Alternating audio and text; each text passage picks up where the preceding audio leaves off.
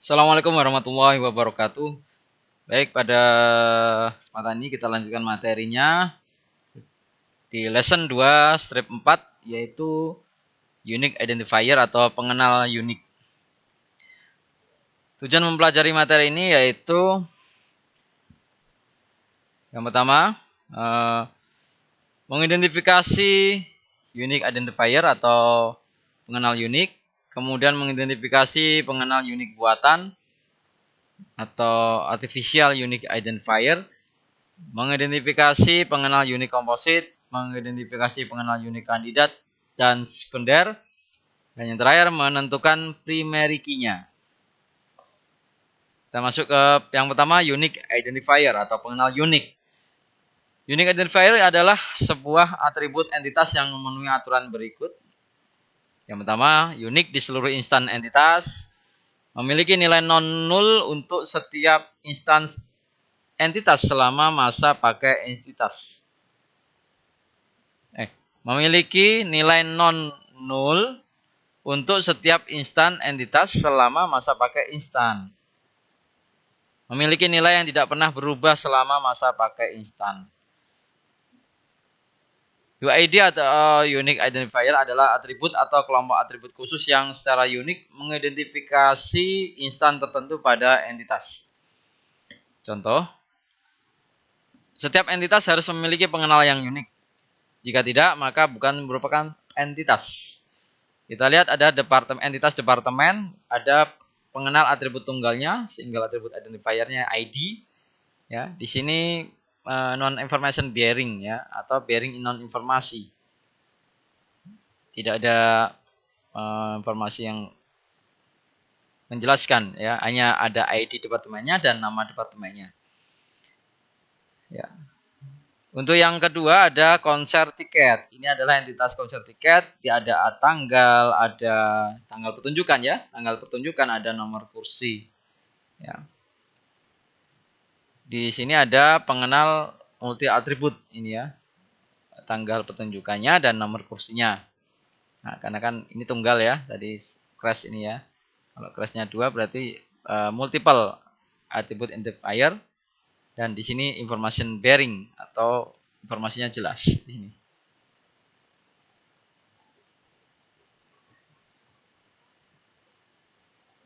UID sederhana versus UID komposit.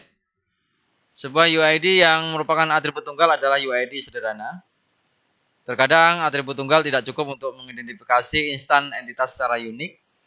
Jika UID merupakan kombinasi atribut yang disebut UID komposit, ya, maka nanti UID itu disebut UID komposit ya. Jadi jika UID itu kombinasi atribut yang disebut UID komposit. Contoh yang simple atau yang UID sederhana dulu, ini seperti ini. Tiket number gitu ya. Ada tiket konser, tiket number.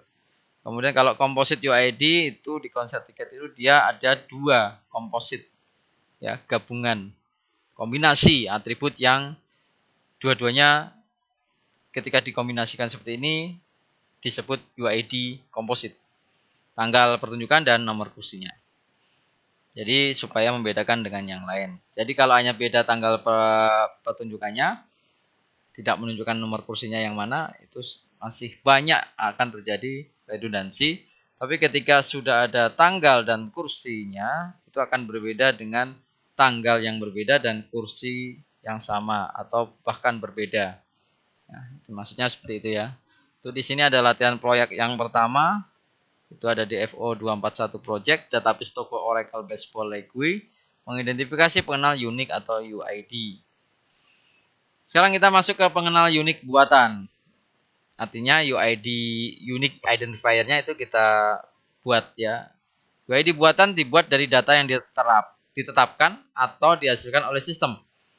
UID buatan tidak terjadi di dunia alami tetapi dibuat untuk tujuan identifikasi di dalam sistem. Ya. Contoh ini ya, buat UID buatannya. Ini ada sepatu ya. Warna, ukuran, gaya. Kemudian kita buat sebuah artificial UID yaitu ini ya. ID. Di dalam sepatu kan tidak ada ya. atribut pengenal ya, pengenal yang disebut ID-nya. Ya, paling sepatu itu memang kan hanya punya warna, ukuran dan gayanya atau modelnya ya, stylenya. Ya. Tapi untuk ID-nya, artinya kita berikan di entitas tersebut untuk sebagai artificial unique identifier atau pengenal unik buatan. Untuk latihan project 2-nya masih menggunakan DFO 242 project, database of Oracle Baseball League, mengidentifikasi pengenal unik buatan. Skenario kasusnya ada entitas member, first name, last name, street address, ini atributnya. Bagaimana cara Anda mengidentifikasi seorang anggota secara unik? Kalau hanya ada atribut first name, last name, street address. Ya. Ini masih sama. Dapatkah kita menggunakan atau dapatkah Anda menggunakan kombinasi nama depan dan nama belakang? Hanya jika Anda yakin bahwa kombinasi tersebut unik. Coba kita berikutnya ke case skenario lanjutannya. Ini ada first name atau nama depan dan nama belakang bisa sama untuk lebih dari satu anggota. Bisa saja ya sama ya. Arif Hidayat itu bisa saja ada yang sama. Ya. Tapi kalau solusinya ini terakhir ya, jadi kita mari buat UID buatan yang disebut ID.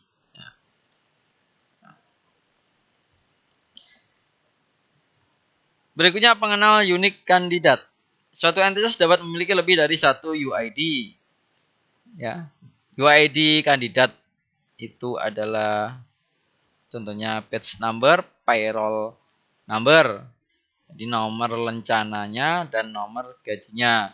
Hanya salah satu UID kandidat yang dapat dipilih sebagai UID primer.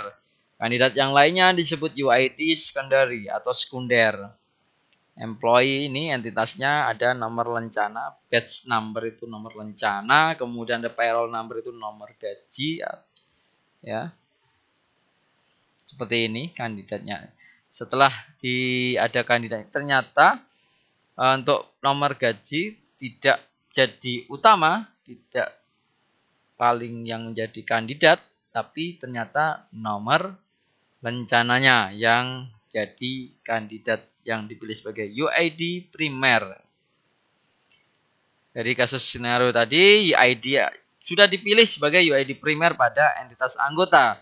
Dapatkah Anda mengidentifikasi UID kandidat? Ada email, bisa nama depan, nama belakang, ya paling itu yang bisa. Kita coba cek. Ya, yang pertama email dapat dipilih sebagai UID kandidat karena email unik untuk setiap anggota, pasti ya. Sekarang primary key, UID menjadi kunci primer saat model logis berubah menjadi database fisik. Primary key adalah kolom atau rangkaian kolom yang secara unik mengidentifikasi setiap baris dalam tabel. Primary key tidak dapat berisi nilai 0 dan primary key adalah kolom tabel yang sudah ada atau kolom yang secara khusus dihasilkan oleh database sesuai urutan yang ditentukan. Primary key harus bernilai unik untuk setiap baris datanya. Contoh, di sini ada tabel employees, karyawan, pegawai, employee ID, nomor ID employee-nya atau nomor pegawainya, nama depan, nama belakang, kemudian departemen ID-nya.